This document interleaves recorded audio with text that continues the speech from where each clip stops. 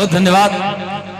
और मित्रों, आप पीछे जो लोग बैठे हैं, एक निवेदन मैं कर रहा हूँ, ये कुर्सियां खाली पड़ी हैं, थोड़ी देर के लिए नजदीकी बनाइए। अब ये मौका आ चुका है जिसके लिए बहुत बेसब्री से आपने इंतजार किया है, और मैं भी इसी उत्सुकता से बैठा था कि इस कार्यक्रम को अंतिम सोपान तक पहुंचाने में आप लोगों की सहायता, आप लोगों की जरूरत मुझे महसूस हो रही थी। आपकी तालियां हालांकि कमजोर पड़ती जा रही हैं। मैं चाहता हूं इस कार्यक्रम का ग्राफ अपने ऊंचाई तक पहुंच जाए, और इसके लिए हमारे मंच पर एक व्यक्ति ही पर्याप्त है, जिसका नाम है अपूर्व विक्रम शाह। जोरदार तालियों से आप इन्हें बुलाइए। गमों की आंच पर आंसू उबाल कर देखो, खिलेंगे रंग किसी पर भी डाल कर देखो, तुम्हारे दिल की चुभन खुद ब खुद ही कम होगी, किसी के पांव का कांटा निकाल कर देखो। अपूर्व विक्रम शाह जी, माइक पर पूरा फूल ऊंचाई कर दो बाबू, ईट पर रखो। बिना ईट के हो जाए, बांध कर रस्सी लगाओ, ईटा पर रखा, पहले डाना पहिरा देख रहा है, डाना पहिरा के बांधा पहला माइक बा।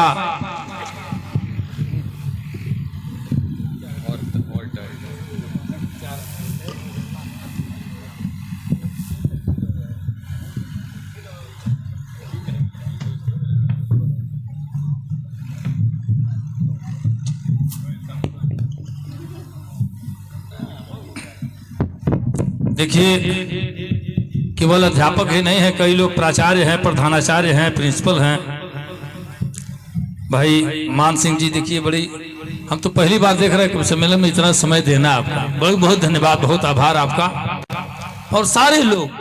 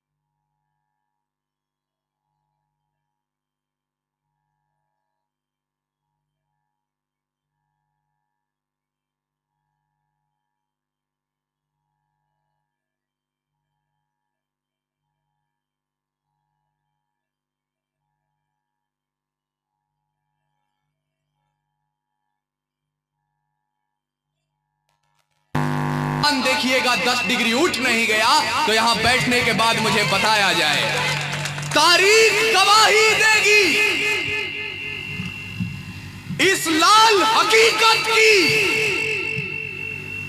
खाना खाना पे तलवारों की रणगान बनाया है। वाह वाह, इसको थोड़ा सा आप जितना कर सकते हैं उतना कर दीजिए, फिर उसे छोड़ दीजिए।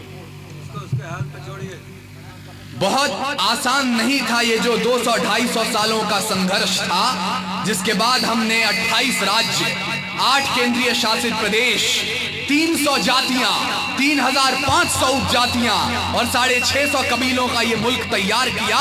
इतना आसान नहीं था। तारीख गवाही देगी इस लाल हकीकत की, खाना खाना पे तलवारों की रणगान बनाया है, और खोद कर नाखून से गुलाम धरा को हमने बलिदानों की बुनियाद पे हिंदुस्तान बनाया है। शुक्रिया शुक्रिया शुक्रिया शुक्रिया।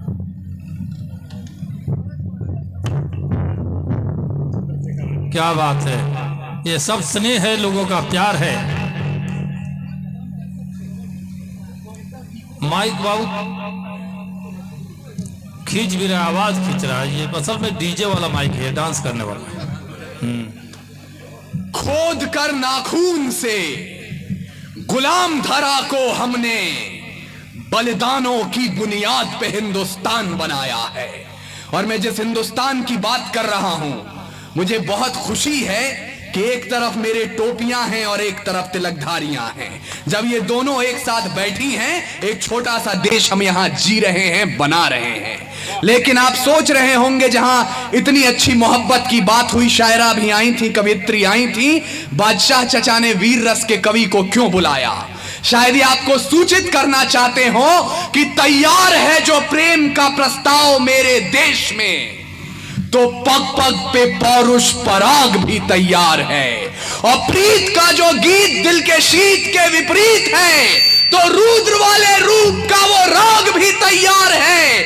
और गंगा के उपासक हम, तो सूरज के पुजारी भी। निर्मलता है नीर में, जलता भूभाग भी तैयार है। और देख सके तो देखे दुनिया, हिंदुस्तान की आंखों में पानी भी तैयार है और आग भी तैयार। वाह वाह वाह वाह, जिंदाबाद। देख सके तो देखे दुनिया, जिंदाबाद। हिंदुस्तान की आंखों में पानी भी तैयार है तो आग भी तैयार है और आग भी तैयार है। वाह वाह वाह। और जो नौजवान यहाँ ये सोचकर आए थे कि मुशायरा है, कवि सम्मेलन है, हम अपनी महबूबाओं को याद करेंगे, बीते हुए दिनों की याद ताजा हो जाएगी, यहाँ आग की बात क्यों हो रही है, तो मुझे माफ कीजिएगा, लेकिन ये कमसिन सी कलियां, ये महकती हवाएं, ये पायल की छमछम जो पास बुलाएं, ये रुखसार की लाली, ये जुल्फों के साए, ये कमर की लचकन, ये गुंजित सदाएं, ये मोहब्बत की बातें, ये महबूब की यादें, ये बुझते चरागों को बेशक हवा दें। इन्हीं की बदौलत है महफिल में रौनक, इन्हीं से वफा की अशरफी दमकती,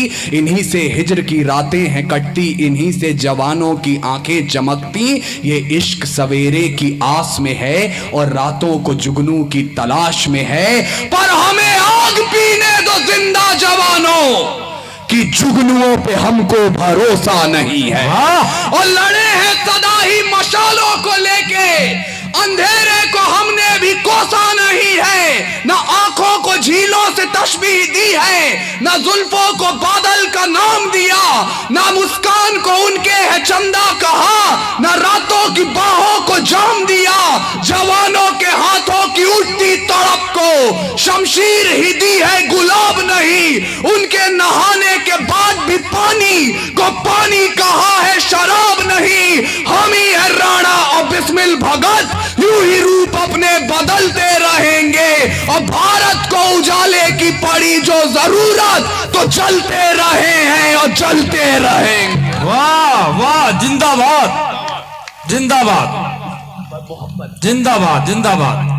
आपका प्रेम आशीर्वाद है, ले लीजिए आप, आशीर्वाद है, आशीर्वाद है।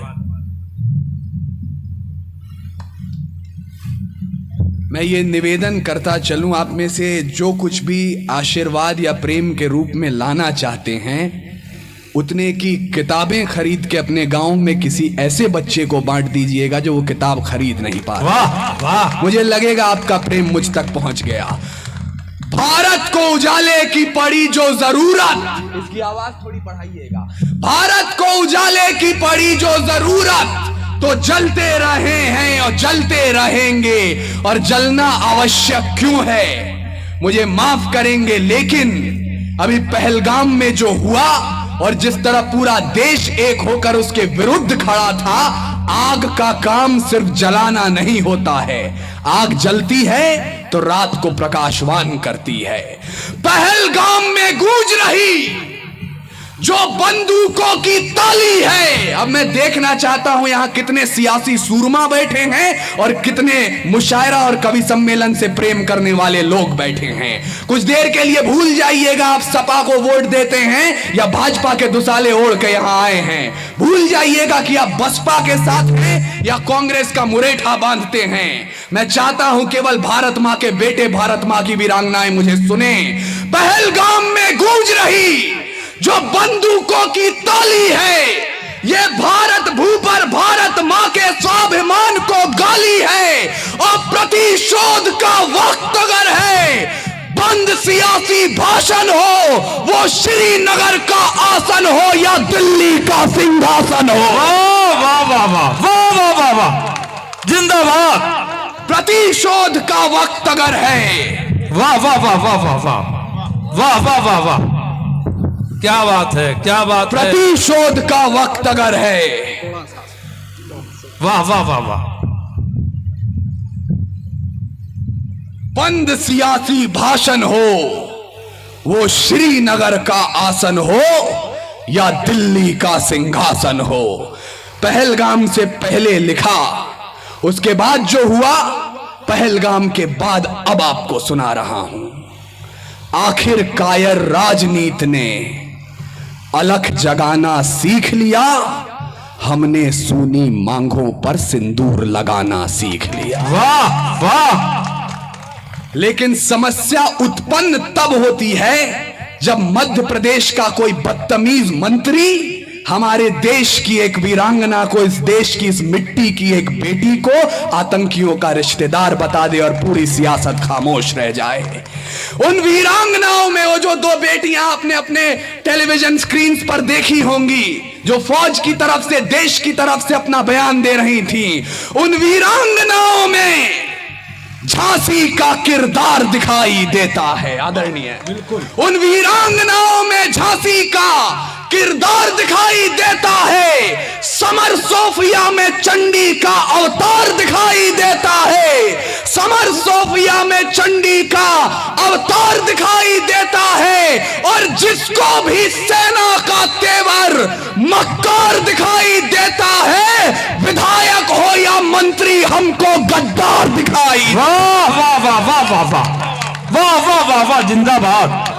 जिसको भी सेना का तेवर वाह वाह वाह वाह मक्कार दिखाई देता है, विधायक हो या मंत्री, हमको गद्दार दिखाई देता है। और मुझे माफ करेंगे लेकिन मैं बहुत बचपन से सुनते आया हूं, और आदरणीय इस मंच के साफे की सरपेच भूषण त्यागी जी शायद इस बात से सहमत भी हो कि कविता और शायरी कभी भी सत्ता का समर्थन नहीं करती है। बेशक, चाहे वो कांग्रेस की हो, भाजपा की हो, सपा की हो, किसी की हो। बेशक, बेशक। जिस दिन शायरी या कविता सत्ता के समर्थन में उतर आती है, बिल्कुल दरबारी हो जाती है कविता। बिल्कुल कहे आप। उस दिन या तो कविता मर जाती है या सरकार गिर जाती है। हमें दोनों में से कोई काम नहीं करना है। तब बोल रहा हूं,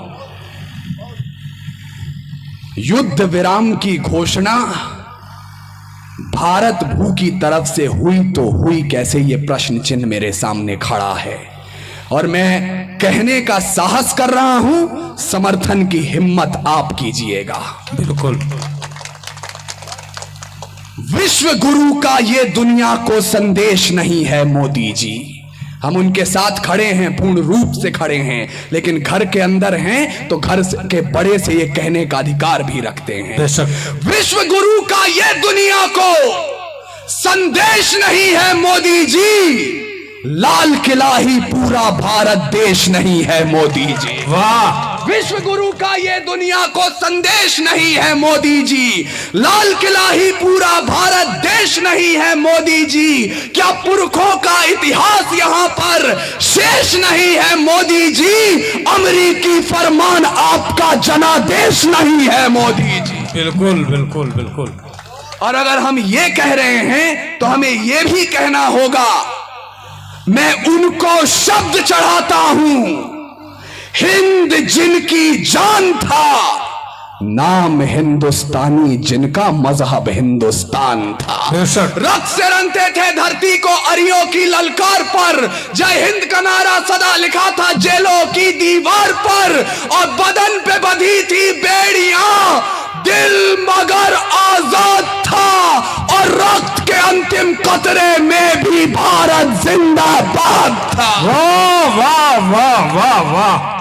उसके बावजूद अगर आपने इस सच को स्वीकारा जो मैंने अब कहा, तो इस सच को भी स्वीकारने की हिम्मत कीजिएगा जो मैं अब कहने जा रहा हूं। आज एनसीईआरटी की पुस्तकें पढ़ाती हैं कि मध्य रात्रि 14 अगस्त 1947 दो दस्तावेजों पर दस्तखत हुए और आजादी हमारी झोली में आ गई। माफ कीजिएगा, ऐसा नहीं हुआ था। कतरा कतरा खून दिया था, दी जवानी जुनून दिया था, खड़े अंग्रेज माने नहीं तो गोलियों से भून दिया था।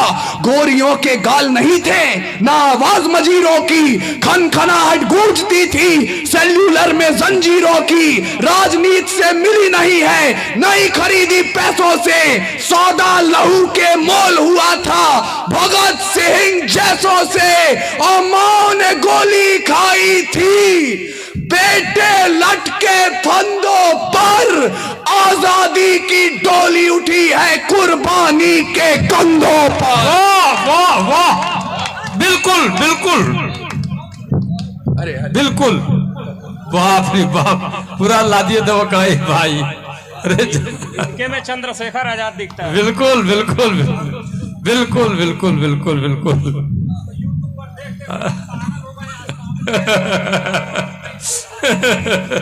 सामने देख नहीं पागल हो गए। बादशाह चचा का आदेश था नहीं था हमें। आजादी की डोली उठी है कुर्बानी के कंधों पर, लेकिन जिस आजादी की डोली को कुर्बानी ने अपने कंधों तक उठा के आपके दरवाजे पर पहुंचाया, उस आजादी को हमने दिया क्या? हमने ये दिया है कि आज 75 वर्षों में गोंडा से अदम गोंडवी को कहना पड़ा, भुने काजू प्लेट में विस्की गिलास में उतरा है रामराज विधायक निवास में। हमने ये दिया है इस देश को कि लखनऊ से मुनव्वर राणा को कहना पड़ा, दरबार में ओहदों की खातिर जब पैरों पे अना गिर जाती है, कौमों के सर झुक जाते हैं, चकरा के हया गिर जाती है। अब तक तो हमारी आंखों ने बस दो ही तमाशे देखे हैं, या कौम के रहबर गिरते हैं या लोकसभा गिर जाती है। हमने ये दिया है इस देश को कि इंदौर से राहत इंदौरी को कहना पड़ा, उन्हें सूरज के घराने में रखा जाता है, हमें आखिरी खाने में रखा जाता है, जालिम को एजाज दिए जाते हैं, मजलूम को थाने में रखा जाता है। हमने ये दिया है इस देश को कि इस मंच पर बैठे एक एक व्यक्ति को, और यहां पर ईमान मजमे से आए हुए एक एक व्यक्ति को 80 वर्षों के बाद भी कहना पड़ता है कि हार जाएगा हमें हराने वाला, हम में लहू है मोहम्मद के घराने वाला, जन्नत सी मिट्टी से मोहब्बत है मुझे, मेरा जूता भी कराची नहीं जाने वाला।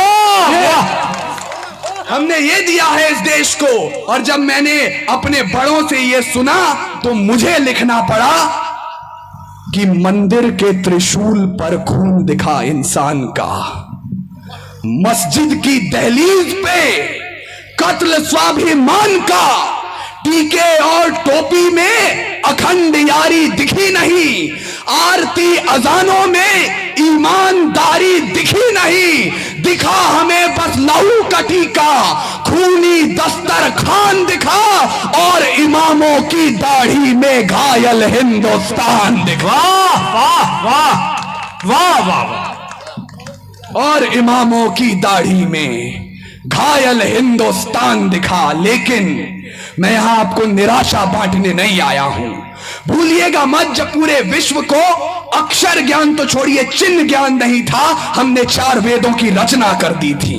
इस मिट्टी की कोख से निकला एक पत्थर जिसे कोहिनूर कहते हैं, उसे खरीद सके इतनी हैसियत पूरी दुनिया की दौलत में नहीं थी।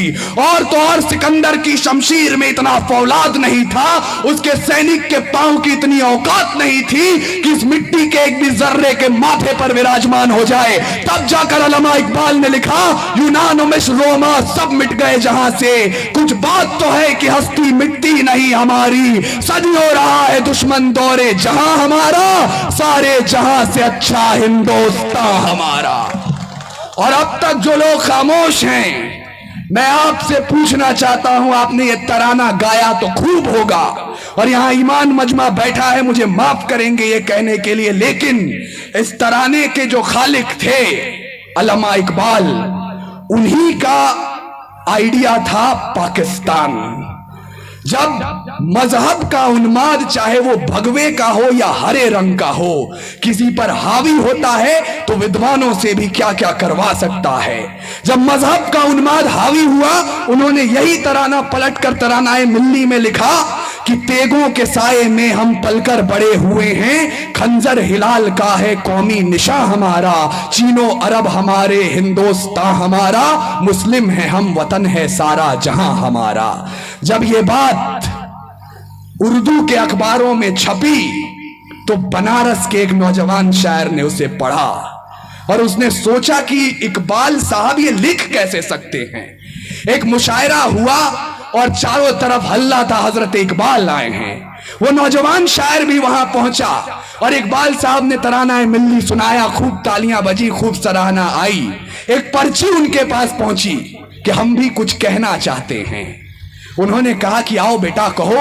उस्तादी परंपरा उर्द पर थी, कोई हिम्मत नहीं करता था उस्ताद के बाद अपना कलाम सुनाने की। उस नौजवान शायर ने वहां आकर 2 लाइनें पढ़ी और इकबाल को सुनाई।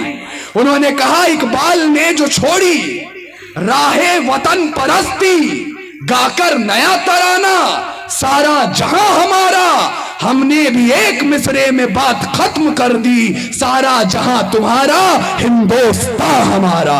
और जो अद्भुत सी बात है वो आपका दुगना समर्थन मांग लेगी। इस शेर के शायर का नाम कोई रामचंद्र चट्टोपाध्याय नहीं था, उनका नाम था नजीर अहमद, जो आगे चलकर नजीर बनारसी के नाम से जाने गए। ये है वतन। बेशक बेशक। हम हिंदू और मुसलमान को कितना बांटेंगे साहब, भूलिएगा मत। जब जलियांवाला बाग में जनरल डायर ने गोली चलाने का आदेश दे दिया, उनसे पूछा गया क्यों चलवाई थी गोली, बोले पठान भाग रहे थे इसलिए गोली चलानी पड़ गई। तब अब्दुल गफ्फार खान, एक पठान के बेटे ने खड़े होकर कहा था, अगर गोरी सरकार एक भी पठान की पीठ पे गोली दिखा दे तो मुसलमान उसी समय आजादी के संग्राम से पीछे हट जाएंगे। पूरे 5 दिनों तक पोस्टमार्टम चला, 76 पठानों की लाश मिली और 76 के 76 ने गोली अपने सीने पे खाई थी। और यहां बाबा जी आपके सामने बोलना चाहता हूं, झूठ बोलते हैं वो लोग जो बंदूक के दम पर इस्लाम स्थापित करना चाहते हैं, क्योंकि कुरान में लिखा है अगर पानी की कमी हो और नमाज अदा करनी हो, आप उससे पहले वतन की मिट्टी से वजू करने तब भी नमाज कबूल होती है। ये जो कौम है, ये जो वतन है, इसको हिंदुस्तान कहते हैं। और इसलिए 88 साल के बहादुर शाह जफर को जब रंगून में नजर बंद कर दिया गया था, अंग्रेजों के एक चापलूस ने उनके नाम 2 लाइनें लिखी और जफर को सुनाई। बोले दमदमे में दम नहीं है, खैर मांगो जान की, ऐ जफर झुकने लगी शमशीर हिंदुस्तान की। उस बूढ़े शेर ने एक कील उठाई और दीवारों पर 2 लाइनों के साथ 2 लाइनें और लिखी। उन्होंने कहा, आप कहते हैं दमदमे में दम नहीं है, खैर मांगो जान की, ऐ जफर झुकने लगी शमशीर हिंदुस्तान की। तो जवाब भी सुन ले, गाजियों में बू रहेगी जब तलक ईमान की, तख्ते लंदन तक चलेगी तेग हिंदुस्तान की। और अंततः जाते जाते अंतिम 2 मिनट आपके बीच हूं तो यह नहीं चाहता कि कल आप कहें कि बादशाह प्रेमी किसको बुलाकर लाए थे, चीख पुकार करके चला गया, कोई विचार छोड़ के नहीं गया। आदरणीय बाबा जी, 4 पंक्तियां जो आज की शाम मेरे पास सबसे अच्छी हैं वो आपको निवेदित कर रहा हूं। लेकिन उसके पहले मैंने कहा था कुछ बात तो है कि हस्ती मिटती नहीं हमारी। आपको सोचना होगा और समझना होगा कि आखिर क्या बात है कि पिछले 900 वर्षों में शक, हूर, तुर्क, तातार, कुषाण, यमन, चंगेज, पठान, मंगोल, मुगल, डच, फ्रांसीसी, पुर्तगाली और अंग्रेज आकर चले गए, हिंदुस्तान अभी भी जिंदा है। वो बात मैं आपको बता रहा हूं। दूसरी पंक्ति भूषण त्यागी जी को समर्पित है, तीसरी पंक्ति आपको समर्पित है और चौथी आपको, पहली हमारे अग्रज बादशाह चचा को। वेद लिखे, पुराण लिखे, शांति का पैगाम लिखा है, अक्षरधाम का अर्थ समझिए, अक्षर को ही धाम लिखा है। वाह वाह वाह। वेद लिखे, पुराण लिखे, शांति का पैगाम लिखा है, अक्षरधाम का अर्थ समझिए, अक्षर को ही धाम लिखा है। और ऋषियों के जब नाम लिखे तो पहले अब्दुल कलाम लिखा है और पत्थर भी वो तैर गया, हमने जिस पर राम लिखा है। वाह वाह वाह वाह वाह वाह। पत्थर भी वो तैर गया, हमने जिस पर राम लिखा है। तो आहूत समय अब नहीं करेंगे, मार्गदान की आशा में सागर से हम बात करेंगे राम धनुष की भाषा में। और इस भाषा में बात करने की जरूरत इसलिए है क्योंकि जब भूखी चीखें दरबारों के दर से वापस आई हैं, प्यासी आंखें सांसदों के घर से वापस आई हैं, जब झोपड़पट्टी से जरूरी राजमहल की घोड़ी है, मजबूरी ने नन्ही बेटी कूड़ेदान में छोड़ी है, अदालतों के चक्कर लेते घिसती बूढ़ी लाठी है, दफ्तरों ने पेंशनों में हिस्सेदारी काटी है, तब जाकर तेग जबा को धारदार बनाया है, शब्दों को चिंगारी दे अंगार बनाया है, और मजदूरों के दामन का बिखरा टूटा ख्वाब लिखा है, बागी कलम की नोक से हमने इनकलाब लिखा है। और अगर इनकलाब आपके अंदर जिंदा है, अंतिम एक कसम उठवाना चाहता हूं आपसे और आपसे रुखसती। आप कुछ देर के लिए भूल जाइएगा कि आप 4 धाम की यात्रा करते हैं या 5 वक्त की नमाज पढ़ते हैं, आप गिरजाघर में जाकर मोमबत्तियां जलाते हैं या गुरुद्वारे में अपना मत्था टेकते हैं, लेकिन एक कसम इस देश के नाम और तिरंगे के नाम उठाइए कि रावण नहीं हम पलने देंगे साधुओं के वेश में, चाहे आसाराम हो या राम रहीम। रावण नहीं हम पलने देंगे साधुओं के वेश में, और अफजल नहीं पनप सकते हैं अब्दुल कलाम के देश में। बिल्कुल फौलादी हिंदुस्तान है ये, दुर्योधन की जांग नहीं, भगत सिंह की मिट्टी पर खालिस्तान की मांग नहीं, हिंदू हो या मुस्लिम उनके शीश नहीं कटने देंगे, कसम तिरंगे की हमको फिर देश नहीं बटने देंगे। वाह वाह वाह वाह, जिंदाबाद जिंदाबाद। आपने सुना अभी